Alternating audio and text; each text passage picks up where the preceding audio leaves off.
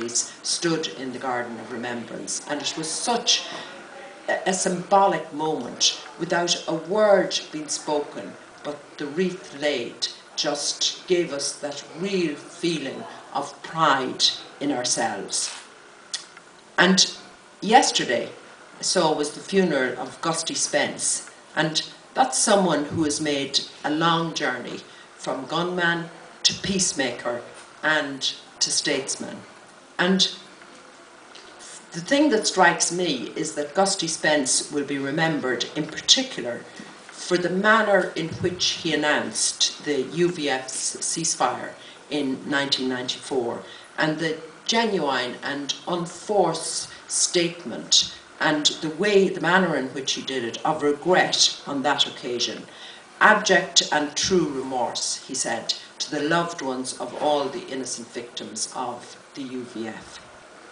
And Martin McGuinness has trod a similar path, and his achievements as a player in the peace process are evident to all. And he's now one of the candidates that stands alongside myself in this presidential race.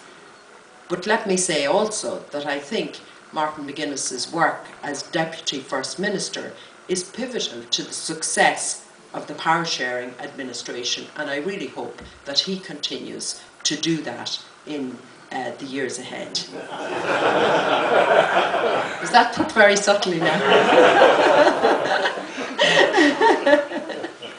But I really do think that the success of the Belfast Agreement is that it allows us to move away from what we used to call this national question, and that now this rests with the will of the people, and so it should. The will of the people, and within the framework of what we have, which is the Good Friday Agreement.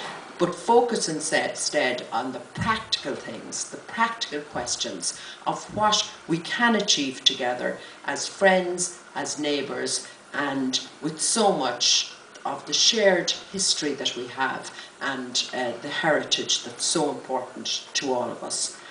I'm very proud of my own experiences working together with people across the border, and I started out working in the late 70s and the early 80s through my work with Special Olympics, and it was with like-minded colleagues here in Northern Ireland that we developed the programme on a no-island basis right from the word go, and we would not have it any other way, despite what anybody tried to say or do. And we continued that right up to this moment, and it still continues, and the programme goes from